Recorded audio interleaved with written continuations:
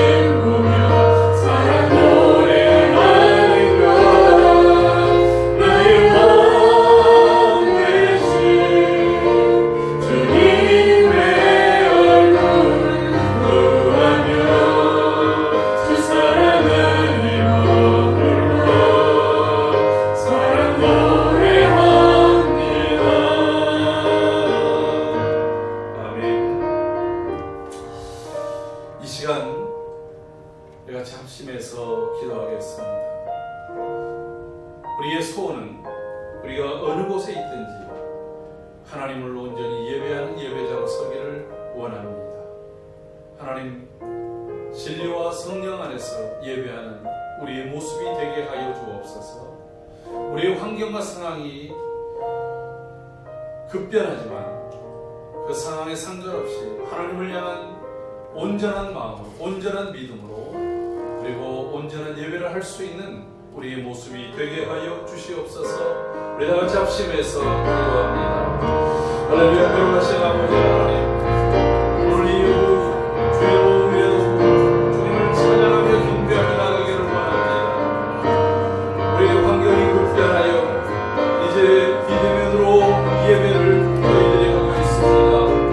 하나님, 주님 전에서 예배하는 또 영상을 통해서 예배하는 예배의 자리 어디 있는지 우리가 온전히 하나님을 예배하는 예배자로 서기를 원합니다.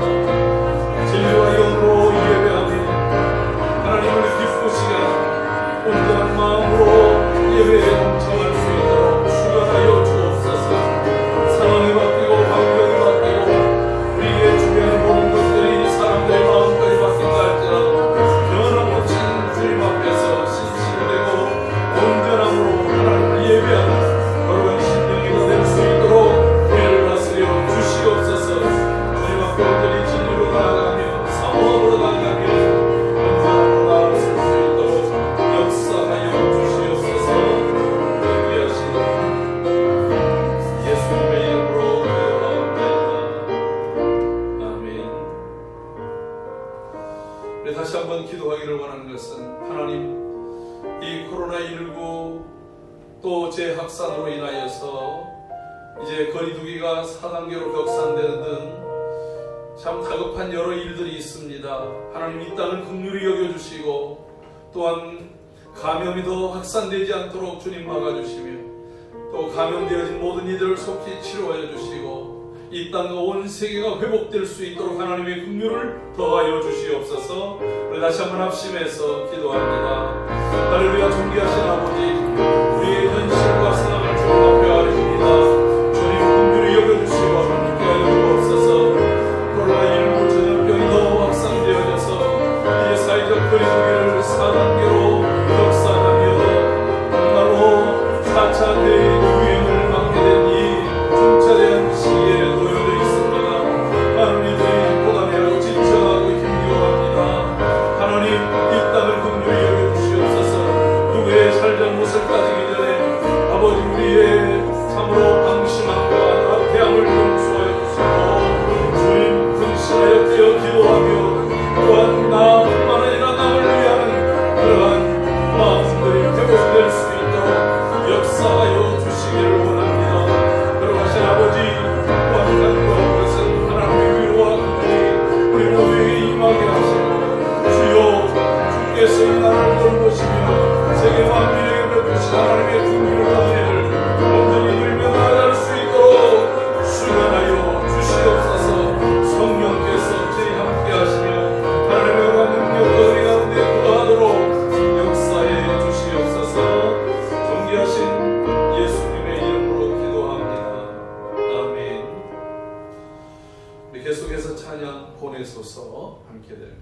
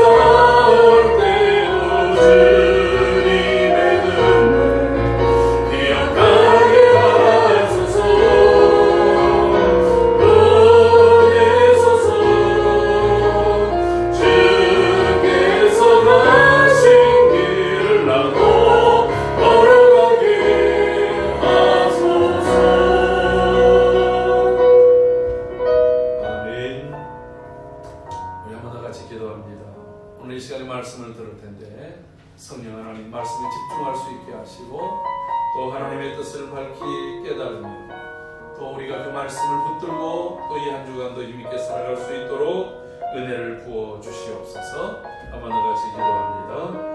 할렐루야. 존귀하신 주님, 이제 저희들의 말씀 앞에 서기를 원합니다. 주님 말씀하여 주옵소서. 내게 말씀하여 주옵소서. 오늘의 말씀, 오늘 이 시대의 말씀, 또 우리가 어떠한 삶을 살아가야 되는지 주님 말씀해 주시옵소서.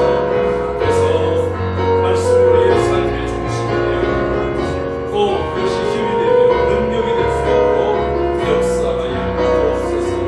성령께서 주님 우리를 붙잡으시고 새롭게 하여 주신 줄로 믿사오고 존귀하신 예수님의 이름으로 기도하옵나이다.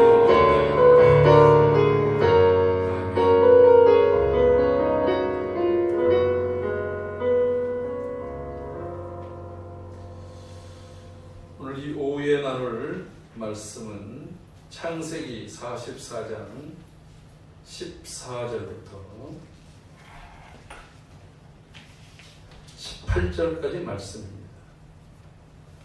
창세기 44장 14절부터 18절까지 말씀. 한 절씩 교독하고 18절은 다 같이 합독하도록 하겠습니다. 유다와 그의 형제들이 요셉의 집에 이르니 요셉이 아직 그곳에 있는지라 그의 앞에서 땅에 엎드리니 요셉이 그들에게 이르되 너희가 어찌하여 이런 일을 행하였느냐 나 같은 사람이 점을 잘 치는 줄을 너희는 알지 못하였느냐. 유다가 말하되 우리가 내 주께 무슨 말을 하오리이까 무슨 설명을 하오리이까 우리가 어떻게 우리의 정직함을 나타내리이까 하나님이 종들의 죄악을 찾아내셨으니 우리와 이 잔이 발견된 자가 다 내 주의 노예가 되겠나이다. 요셉이 이르되 내가 결코 그리하지 아니하리라. 잔이 그 손에서 발견된 자만이 내 종이 되고 너희는 평안히 너희 아버지께로 돌아 올라갈 것이니라. 함께합니다. 유다가 그에게 가까이 가서 이르되 내 주여 원하건대 당신의 종에게 내 주의 귀에 한 말씀 아뢰게 하소서. 주의 종에게 노하지 마소서. 주는 바로와 같으심이니이다. 아멘. 할렐루야. 예, 오늘 이 오후 시간에는 형제를 구하기 위한 유다의 온유한 말이라는 제목으로 우리가 이제 인물을 지금까지 공부하고 있는데 유다에 대해서 함께 공부를 하려고 합니다. 지금 이렇게 민감한 시기에는 말 한마디, 표정 하나, 이것이 사람을 살리기도 하고 사람의 감정을 상하게 하고 죽이게도 하는 그러한 아주 결정적인 상황이 되어지고 만다라고 하는 것입니다. 이럴 때 정말 경우에 합당한 말을 잘하고 그리고 또 우리의 마음 중심에는 아침에 주어진 말씀처럼 산소망 예수 그리스도에 대한 온전한 믿음 속에 거룩한 구별되어진 삶을 살고 그리고 그 소망에 대해서 이 어려울 때일수록 말로 하는데 그 소망을 온유함으로 그리고 두렵고 떨리는 그러한 자세로 할 수 있는 우리의 모습이 되기를 소원합니다. 그래서 이 오후에는 그것에 대한 실천편이기도 하지요. 그래서 제가 이제 오늘 이 말씀, 오후의 말씀을 누구를 통해서 우리가 함께 배워볼까 고민을 굉장히 많이 했어요. 지난주 시간에 온유함이 가장 뛰어났던 모세. 사실 근데 그 모세가 이 세상 사람들 중에서 온유함이 가장 뛰어났더라라고 말하지만 그 본문 가운데에서는 모세가 구체적으로 무엇을 어떻게 말을 했고 어떻게 했는지는 안 드러나 있어요. 그때 당시에 모세에 대해서 온유함이 지면의 모든 사람들보다 더했더라 라고 말할 때는 제가 볼 때는 과거 같으면 욱하니 성질을 내야 될 모세가 잠잠했다는 거예요. 자기의 성격대로 성질대로 반응하지 않았다는 거예요. 왜? 그것은 하나님이 하실 일이기 때문에. 그러니까 내가 어떤 일을 했어도 그것에 대한 판단, 하나님 앞에서 떳떳하고 하나님 앞에서 잘못되지 않았다. 그 억울함과 답답한 심정을 자신의 감정과 혈기로 드러내지 않고 그냥 침묵했어요. 그랬더니 하나님이 그걸 드러낸다. 이건 과거의 모세하고는 비교할 수 없을 정도로 그가 온화해졌음을 보여주는 장면입니다. 근데 이제 오늘 구체적인 그런 한 예로서 온유라고 하는 단어는 나와 있지 않지만 우리가 지금까지 말했던 마치 야생마 같은 그런 기질을 잘 훈련돼서 그렇게 자기의 기질과 성질대로 드러내지 않은 온순하게 길러진 그런 말처럼 하나님의 손에 길려진 사람. 그래서 그것이 다른 사람들에게 표현됐을 때 어떻게 표현됐는지를 한번 살펴보려고 하는 것입니다. 자, 그렇다고 한다면 유다는 어떤 사람인가? 우리 유다에 대해서 또 한번 배워보도록 하겠습니다. 자, 유다는 누구인가? 우리 같이 한번 읽어볼까요? 야곱과 레아 사이에서 태어난 네 번째 아들. 이름의 뜻은 찬송의 뜻을 가짐. 이렇게 이야기를 하고 있습니다. 자, 그러니까 여러분, 야곱이 늙음하게 결혼을 합니다. 삼촌 집에 피신을 갔다가 그곳에서 딱 보니까 라반의 둘째 딸 라헬이 자기 마음에 들었어요. 얼굴도 예쁩니다. 그래서 삼촌에게 자신의 일한 싹으로 라헬을 달라고 했어요. 자기가 7년을 일하겠다고. 한 여인을 위해서 7년의 그 모든 수고와 그리고 노력의 대가를 다 지불하고 아내를 얻게 되는 거예요. 그러니까 라반의 입장에서는 일거양득 아니겠어요? 좋은 일꾼도 없고 그 다음에 또 사이도 없고 딸도 결혼할 수 있었습니다. 그래서 7년을 마치 며칠 보내듯이 열심히 일을 합니다. 라반의 집이 거부가 됐어요. 그래서 7년 되는 날 드디어 혼인을 했어요. 근데 아침에 일어나 보니까 자기 옆에 누워있는 사람이 라헬이 아니고 라헬의 언니인 레아가 누워있는 거예요. 얼마나 놀랬겠어요. 화를 버럭내면서 삼촌 어떻게 이럴 수 있습니까? 라헬을 주기로 했는데 어떻게 레아를 주십니까?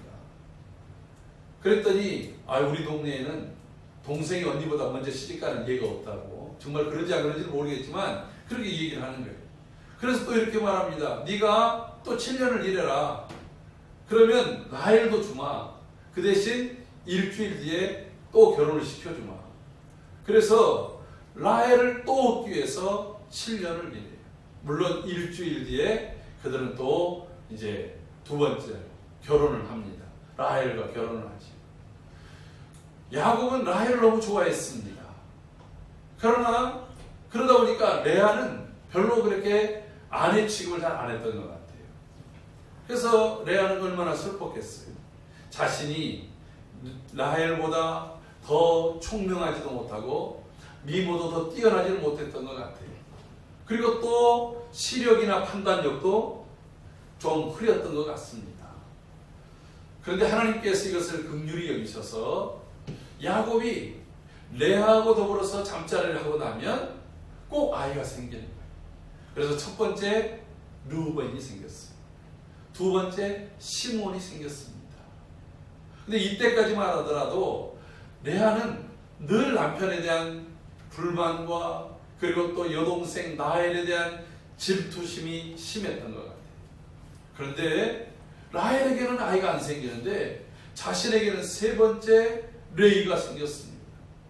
레이가 생겼을 때 그때 좀 마음이 열렸던지 이제부터 내 남편이 나와 연합하리라.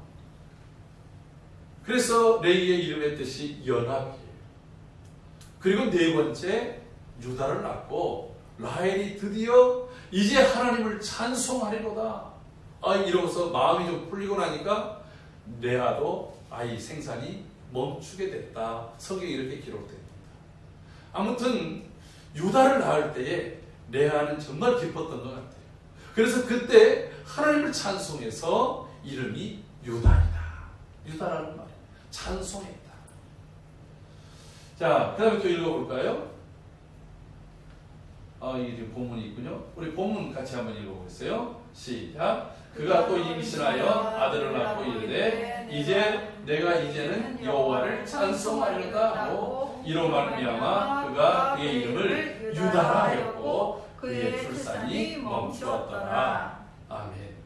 예, 여기 지금 그렇게 성경이 기록하고 있어요. 그 다음 넘어갈까요? 자, 유다는 또 어떤 사람인가? 같이 읽어봅니다. 형제들의 시기에 의해 구덩이에 던져진 요셉을 이스마엘 상인들에게 팔자고 제안을 한 사람이에요.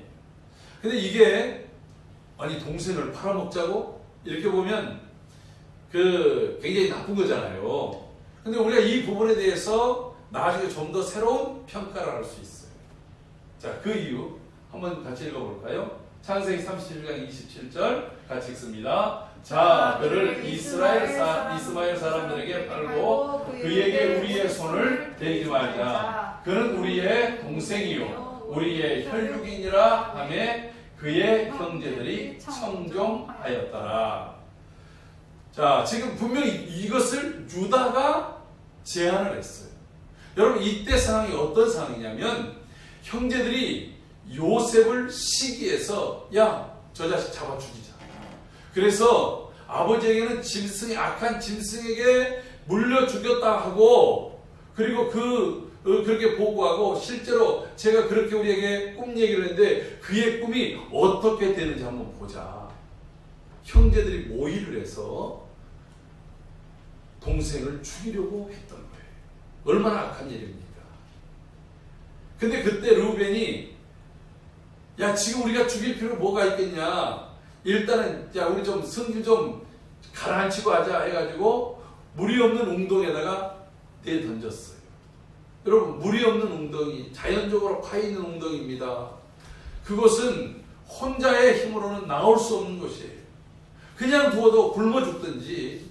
여러분, 다른 성경에 보면 이때의 요셉이 살려달라고, 형님들 저 좀 살려주세요, 저 좀 살려주세요, 그가 애걸했다라고 얘기해요.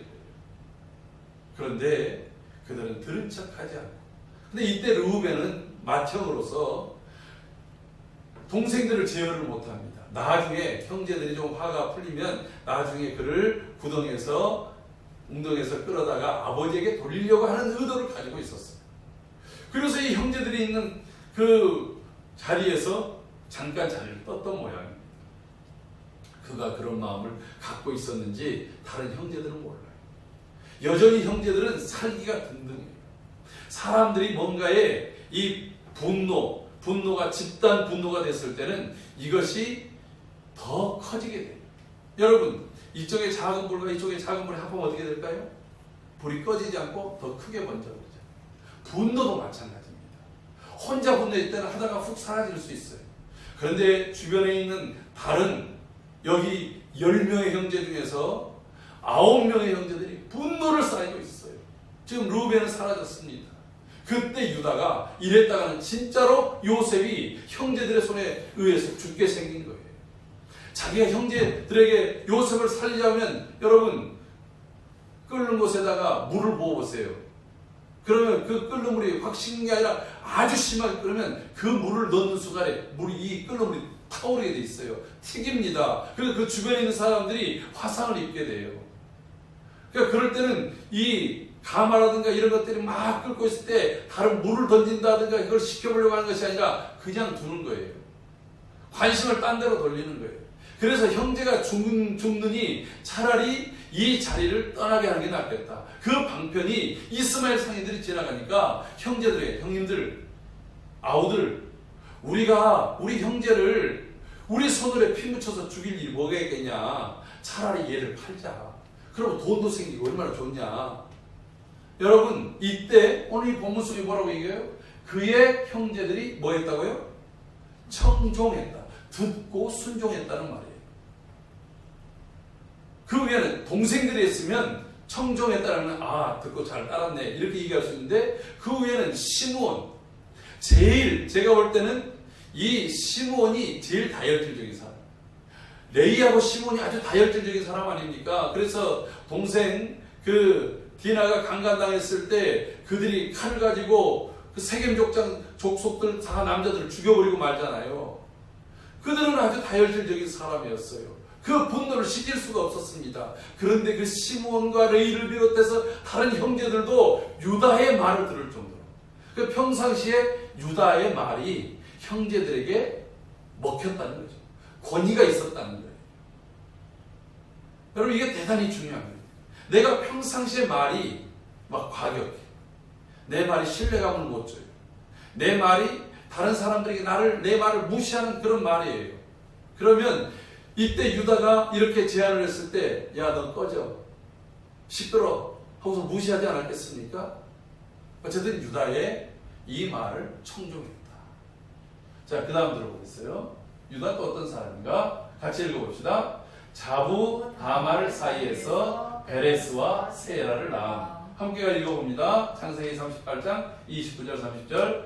그 손을 보러 들이며 그의 아우가 나오는지라 산파가 이르되 내가 어찌하여 터뜨리고 나오느냐 하였으므로 그 이름을 베레스라 불렀고 그의 형 곧 손이 홍색실이 있는 자가 뒤에 나오니 그의 이름을 세라라 불렀더라. 자, 베레스와 세라를 낳게 한 사람이 누구냐?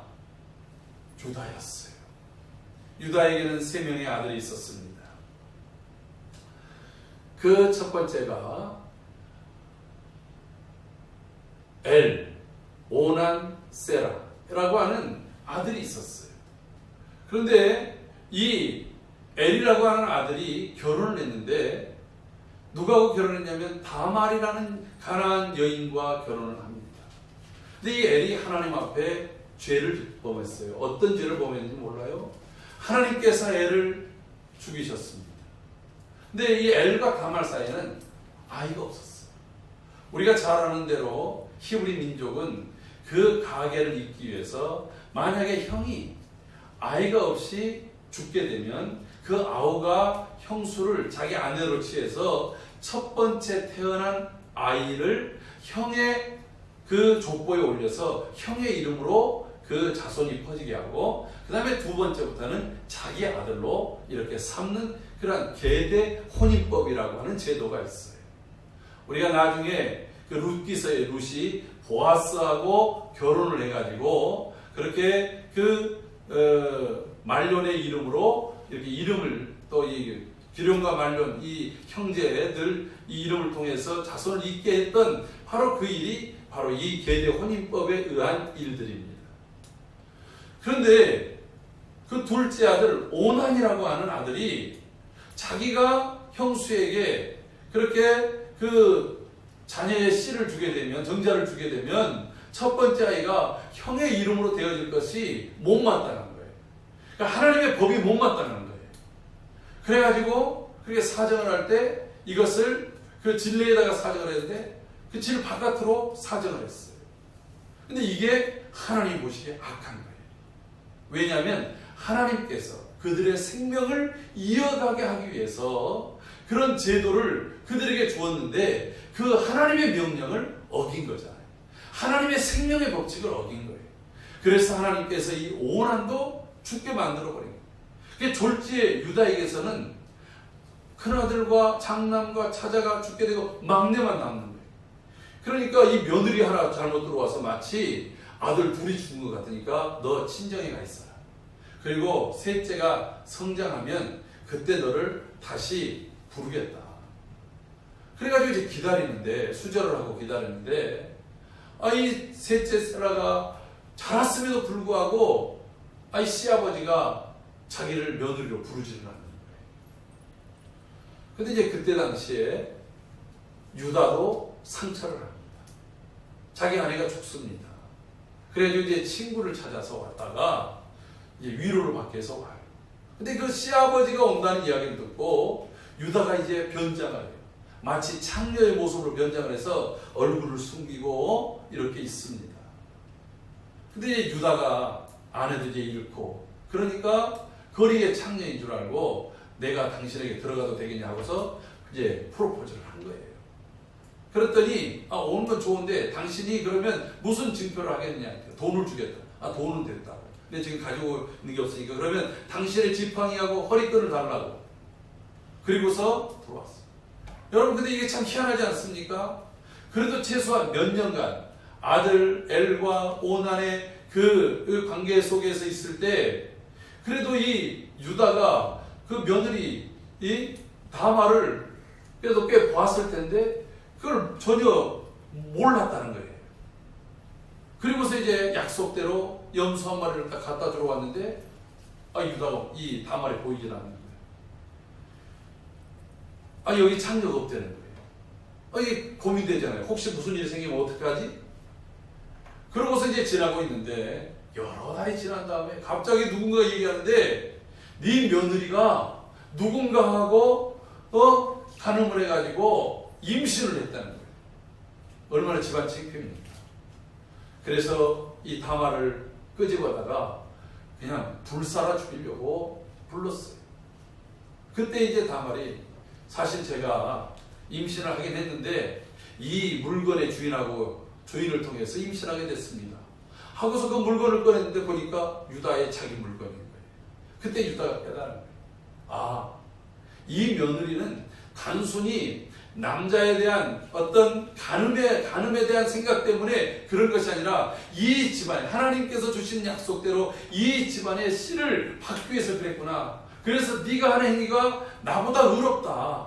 그러니까 이제 유다는 자신이 막내 아들이 죽을까봐 자신이 행하지 않았던 것들이 더 악했다라고 하는 잘못을 먼저 깨닫고 이 이후에 며느리를 가까이 하지 않았어요. 왜? 그것을 그 다음부터 되면 음욕에 의해서 되는 것이니까. 근데 희한하게 이 베레스와 세라가 나중에 메시아 족보에 오르는 그런 아주 독특한, 그리고 또 마태복음의 족보에서 여인의 이름이 나올 때 맨 첫 번째 나온 이름이 바로 여기 나오는 다말. 그래서 유다는 며느리 다말, 자기가 다른 아내를 얻어서 아니면 자기의 세 번째 아들 세라에 의해서 계보가 메시아의 족보가 이어진 것이 아니라 자신과 이 다말 속에서 태어난, 그것도 이제 뱃속에서 쌍둥이가 뵀는데 둘째가 먼저 손가락을 내밀었던 애가 홍실을 묶었는데 그 홍실을 하던 애가 다시 들어갔다가 다른 녀석이, 둘째 녀석이 홍실 없는 애가 나왔는데 그 아이가 베레스예요. 그러니까 뱃속에서 나올 때 형제 순위가 바뀌었어요. 근데 그 베레스의 후손에서 바로 메시아의 족보를 이루게 됐다고 하는 것입니다. 우리가 이제 유다가 어떤 사람인가에 대해서 공부를 하고 있는 거예요. 그 다음 또 한번 읽어봅시다. 다 같이 읽어볼까요? 양식을 사오라는 야곱의 명예, 자신을 담보하여 베냐민을 데리고 가야 된다고 주장을 했습니다. 여러분, 우리가 이 사건에 대해서 한번 읽어볼까요? 43장 9절 시작. 내가 그를 위하여 담보가 되오리니 아버지께서 내 손에서 그를 찾으소서. 내가 만일 그를 아버지께 데려다가 아버지 앞에 두지 아니하면 내가 영원히 죄를 지리라. 자, 가나안 땅에도 흉년이 왔습니다. 애굽의 흉년이 주변 지역에도 마찬가지로 오게 됐습니다. 양식을 사러 애굽에 갔습니다. 그곳의 총리가 요셉이었습니다. 그러나 형제들은 알지 못했습니다. 요셉은 자신이 꿨던 꿈이 생각나서 그들을 엄히 문책합니다.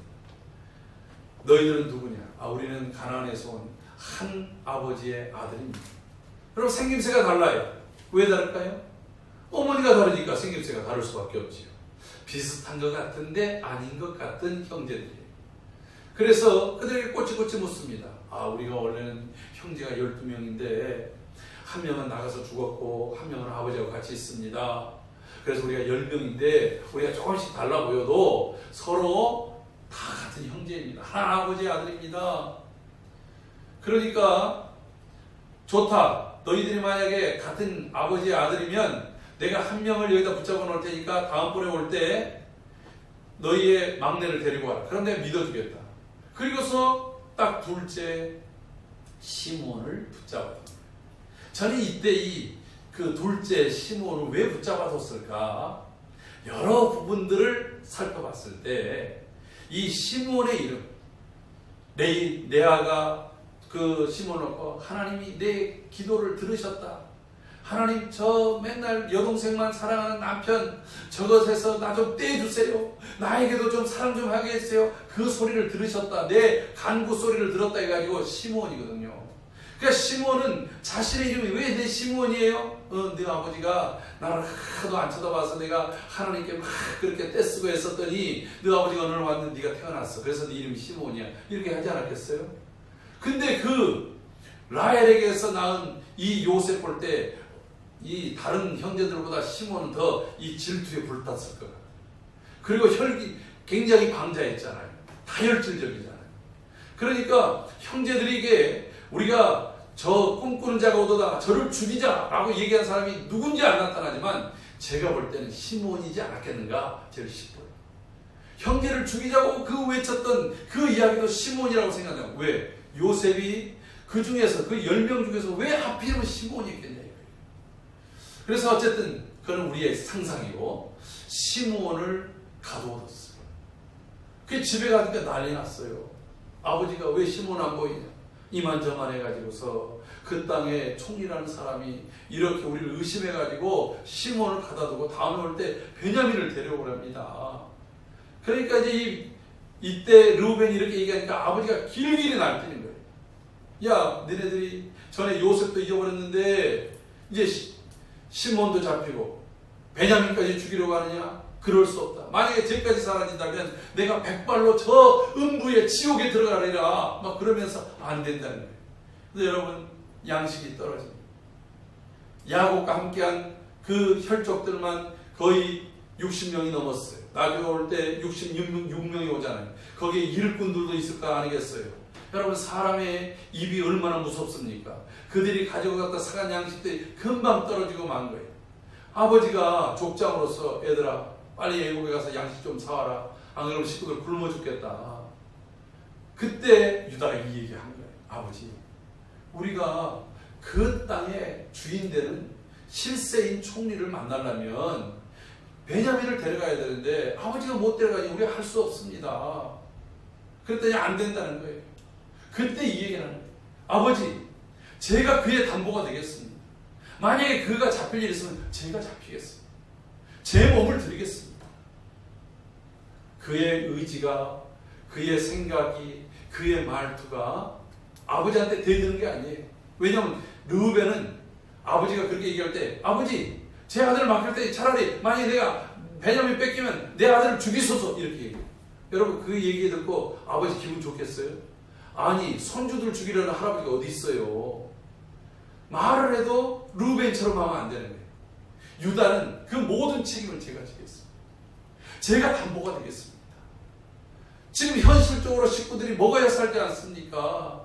아버지가 허락을 해주셔야 가는데 베냐민 없이는 우리가 갈 수 없고 베냐민에 대해서 아버지가 걱정하니 제가 베냐민의 담보가 되겠습니다. 그래서 아버지를 설득해. 그래 만약에 베냐민을 잃게 된다면 내가 일어나. 그 대신 갈 때 아버지가 이제 평생 살았다. 혹시 우리가 오해받을 만한 일. 그들이 올 때 돈자로 그냥 가져갔던 것 그것을 갑절로 가져가라. 이 땅에 난 특산물들을 예물로 가져가라. 그리고 베냐민도 데려가라. 아버지의 말을 아버지의 안 된다라고 확 결정했던 것들을 바꿀 수 있는 말을 한 사람이 바로 유다였다는 거예요. 그 다음에 또 읽어봅시다. 같이 읽어봅니다. 베냐민을 종으로 삼겠다는 요셉에게 자신을 대신 종으로 삼아달라고 청원을 했습니다. 자, 오늘 본문 한 번 더 같이 읽어볼까요? 시작. 주의 종이 내 아버지에게 아들을 담보하기를 내가 이를 아버지께로 데리고 돌아오지 않으면 영영이 아버지께 죄짐을 지리다 하였사오니 이제 주의 종으로 그 아이를 대신하여 머물러 있어 내 주의 종이 되게 하시고 그 아이는 그의 형제들과 함께 올려 보내소서. 진짜로 유다는 정말 이번에 갔을 때도 귀신이 고칼로 오르셨어요. 아니 요셉이 그들을 그렇게 잘 받아줬습니다. 함께 잔치를 했습니다. 낳은 순서대로 형제들을 함께 했습니다. 자신들도 놀랐어요. 그렇게 잘 잔치를 하고 가다가 갑자기 그 요셉이 보낸 군대가 쫓아와서 너희들 어떻게 선대했더니 악을 행할 수 있느냐. 우리가 무슨 악을 행했어요? 우리가 가져간 돈 지난번에 가지고 갔던 것까지 다 가져오지 않았습니까? 너희들이 내 주인의 아주 귀한 물건을 훔쳤다는 거예요. 그래서 자신만만하게 했어요. 자신을 훔치지 않았기 때문에. 만약에 훔쳤다면 우리가 다 주의 종이 되겠습니다. 그리고 그 훔친 자는 죽을 것입니다. 그랬더니 말합니다. 훔친 자만 그의 종이 되면 된다. 그리고서 이제 짐을 하나씩 첫째부터 다 풀었어요. 르우벤부터 풉니다. 여러분 처음에는 두렵고 떨림으로 풀었을 거예요. 혹시 내 짐 속에? 그런데 르우벤의 짐에 안 나타났어요. 시몬의 짐에도 안 나타났습니다. 또 레위, 유다 계속해서 넘어갑니다. 그리고 단과 납달리 계속해서 차자들까지 오는데 없어요. 의기양양했어요. 마지막 10번째 베냐민. 설마 아니겠지.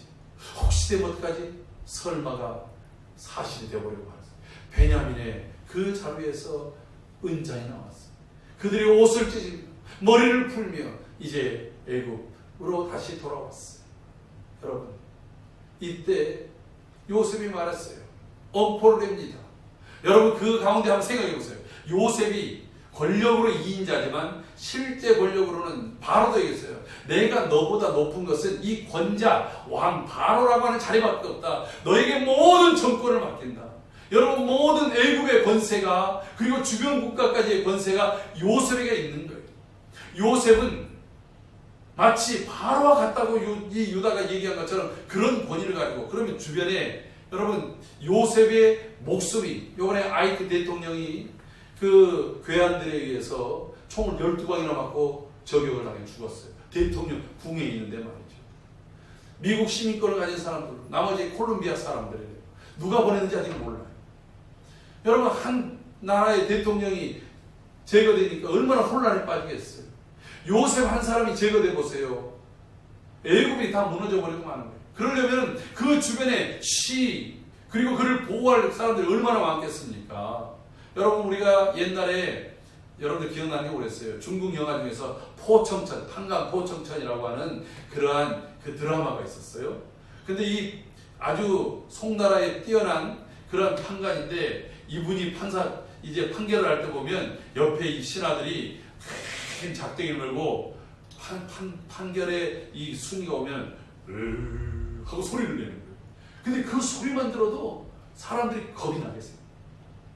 우리나라도 옛날에 이 판결을 내릴 때 높은 데서 계단을 몇 계단 아래에 죄인이 앉아있어요.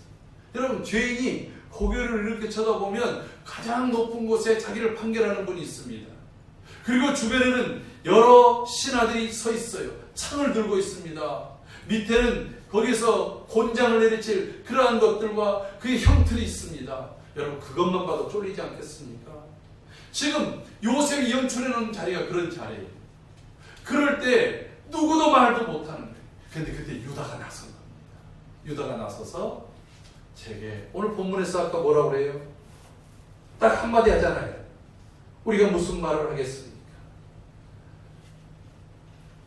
오늘 18절 말씀 유다가 그에게 가까이 가서 이르되 내 주 여호와라건대 당신의 종에게 내 주의 귀에 한 말씀을 아뢰게 하소서.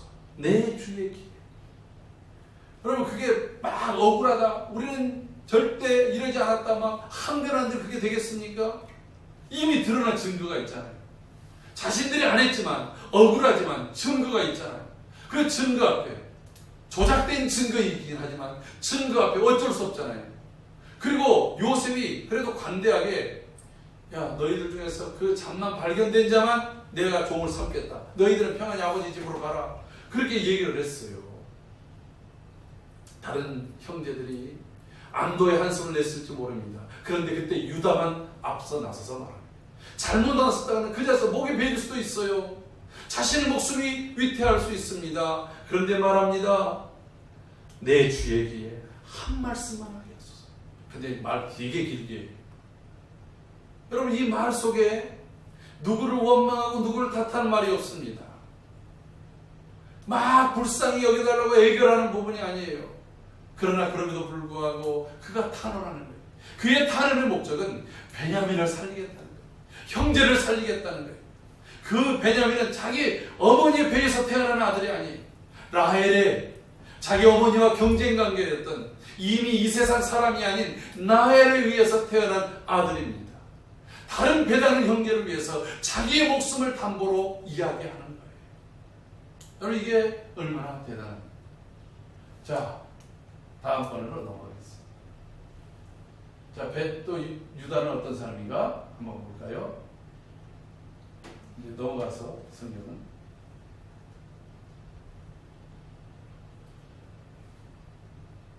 네, 같이 읽어봅시다. 시작.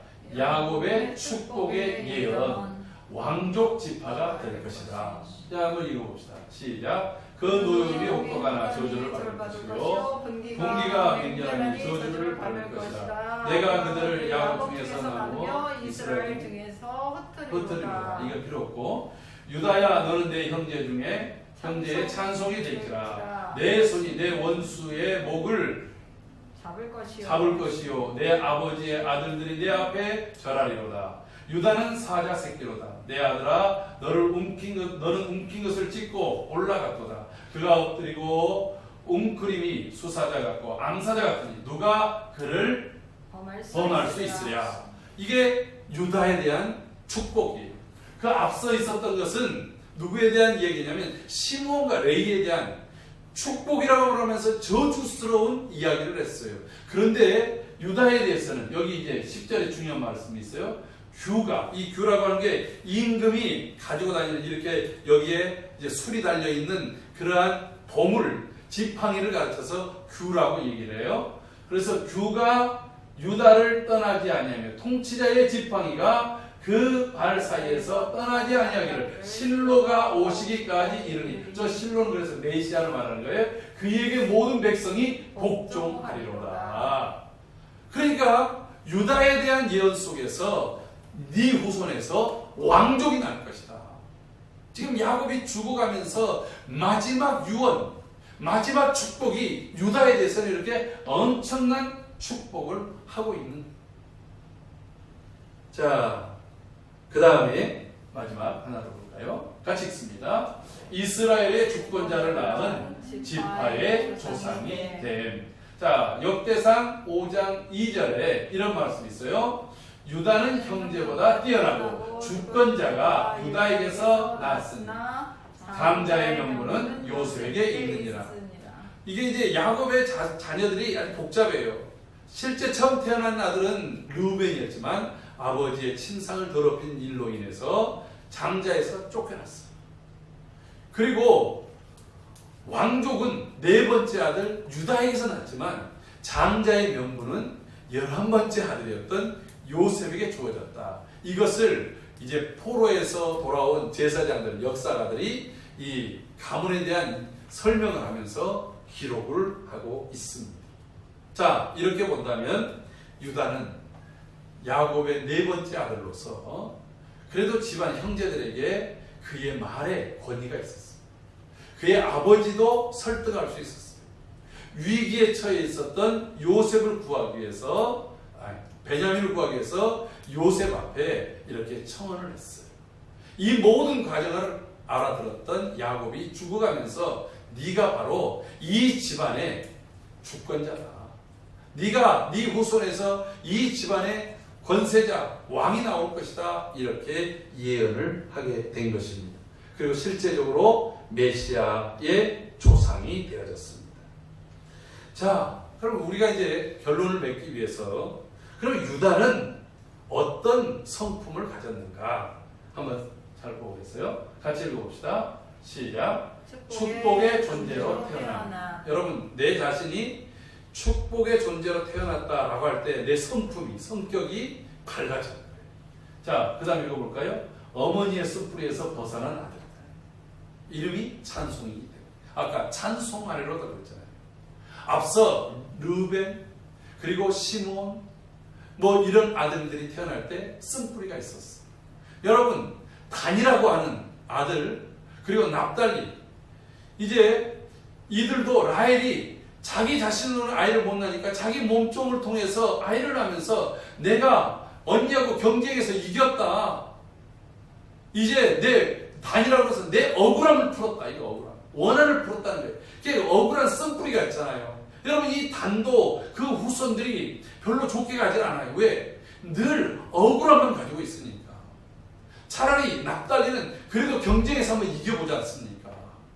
그냥 그 다음 태어난 애들도 다시 경쟁해보고 한번 붙어보고 그리고 또 내가 높아지리라 뭐 이런 다툼 속에서 태어났는데 여러분 이한 우리의 자녀들 우리 자신이 이 내 안에 그 전부터 가지고 있었던 이 흐르는 쓴뿌리들 좋지 않은 기운들을 벗어 던져야 됩니다. 유다는 하나님을 찬송하는 그러한 모습으로 태어난 아들이에요. 자, 그 다음에 봅시다. 형제들이 따를 정도의 권위를 가지고 있었어요. 아까 우리가 봤죠? 형제들이 그를 청종했다. 여러분, 모가난 그 성격의 아이에게 청종합니까? 두루두루 모두에게 인정을 받았다는 거예요. 세 번째, 같이 읽어보겠어요. 결정적인 순간에 리더로 등장한다. 여러분, 자기 위에 형들이 있어요. 자기 아래 동생들도 위기 때 나타나야 될 거 아니겠어요? 여러분, 위기 때는 다 숨어버립니다, 사람이. 그런데 그때 아버지를 설득하는 요셉을 설득하는 일에도 나섰어요. 그러니까 여러분, 내가 평상시에는 조용히 있다 할지라도 정말 하나님이 나를 부르시는 그 순간에 정말 이 때를 위하여 지금 한국교회가 이 때를 위하여 있어야 되는 거예요. 이때 무슨 얘기를 할 것인가? 광화문에 나가가지고 지금 피켓을 들고 1인 시위를 하고 그럴 때가 아닙니다. 우리가 정말 해야 될 것은 온유함으로 소망을 말해야 된다라고 하는 거예요. 자, 그래서 유다의 장점을 한번 보겠어요. 바로 그것은 온유한 태도입니다. 자, 읽어보겠어요. 자신의 감정을 드러내기보다는 모두가 공감하는 말을 했다라고 하는 거예요. 우리 아까 읽었던 부분들인데 한번 확인해 보겠어요. 창세기 37장 26절 같이 읽습니다. 유다가 자기 형제에게 이르되 우리가 우리 동생을 죽이고 그의 피를 덮어둔들 무엇이 유익할까? 막 분노에 들끓고 있었던 형제들에게 물을 끼는 것이 아니라 그때는 모래를 갖다 쏟았듯이 우리가 이 형제를 그냥 죽인들 무엇이 유익하겠어? 그러니까 사람 그러네? 그러고서 이제 생각이 바뀐 거예요. 그 다음에 봅시다. 아버지가 아까 읽었던 거 다시 내가 그를 위하여 담보가 되오리니 아버지께서 내 손에서 그를 찾으소서. 내가 만일 그를 아버지께 데려다가 아버지 앞에 두지 아니하면 내가 영원히 죄를 지으리라. 이렇게 얘기를 한다. 오늘 우리가 본문에서도 요셉에게 이런 얘기를 합니다. 유다가 그에게 가까이 가서 이르되 내 주여 원하는데 당신의 종에게 내 주의 귀에 한 말씀을 아뢰게 하소서. 주의 종에게 노하지 마소서. 주는 바로와 같으심이니이다. 그러니까 여러분, 사실 요셉이 자신의 형제가 아니었다 할지라도 유다의 이러한 태도 앞에 다른 사람들도 감복을 하고 쟤 그래도 괜찮은 놈이네. 다 자기 살 길만 찾을 때에 자신을 앞서 나가는 거예요.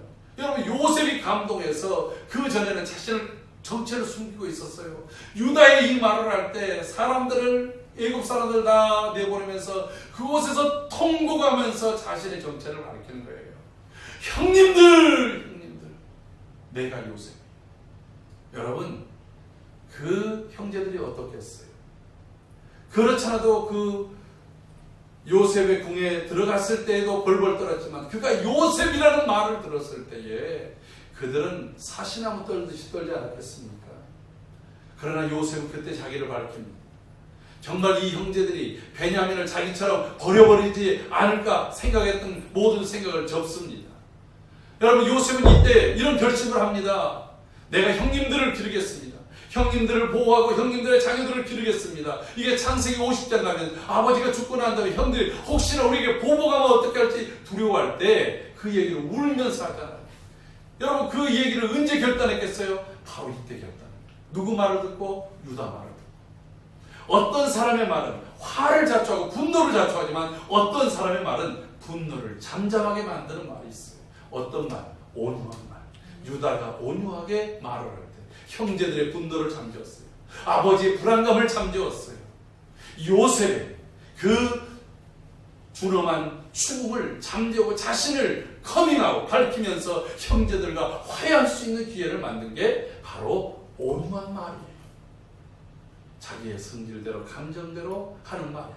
아첨의 말이 아니라 모두에게 공감할 수 있는 이 부드러운 절제되어진 말.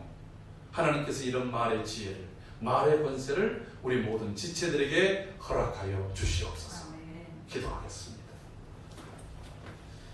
거룩하신 아버지 하나님, 자신의 감정을 따라 말하지 않고 또 행동하지 않고 모두가 공감하는 절제되어진 말을 하고 행동을 하는 온유한 말, 온유한 사람 되게 하여 주옵소서. 오늘 유다를 통해서 우리가 함께 배웠습니다. 우리 안에 있는 온유함을 가로막는 모든 부정적 감정들, 그리고 과거의 상처난 쓴뿌리들이 제거되게 하여 주시고 매일 매 순간을 하나님을 찬송하며 노래하며 살아가는 삶이 되게 하여 주시옵소서. 어떤 자리 어떤 곳에서든지 모든 사람을 유익하게 하고 살리는 그런 말을 행할 수 있도록 은혜를 주옵소서. 존귀하신 예수님의 이름으로 기도하옵나이다. 아멘. 우리 찬양합시다. 보내소서.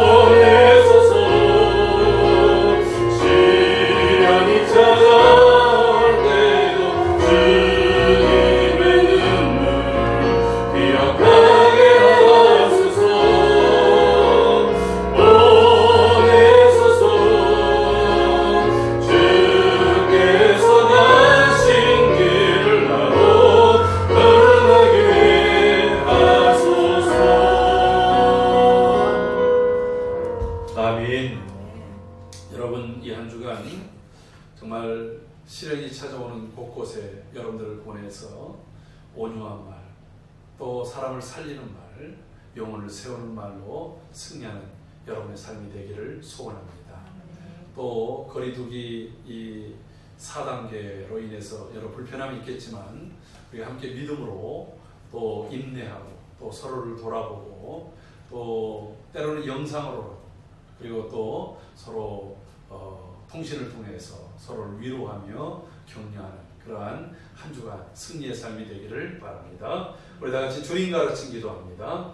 하늘에 계신 우리 아버지 이름을 거룩하게 하시며 아버지의 나라가 오게 하시며 아버지의 뜻이 하늘에서와 같이 땅에서 이루어지게 하소서. 오늘 우리에게 일용할 양식을 주시고 우리가 우리에게 잘못한 사람을 용서하여 준 것 같이 우리 죄를 용서하여 주시고 우리를 시험에 빠지지 않게 하시고 악에서 구하소서. 나라와 권능과 영광이 영원히 아버지의 것입니다. 아멘.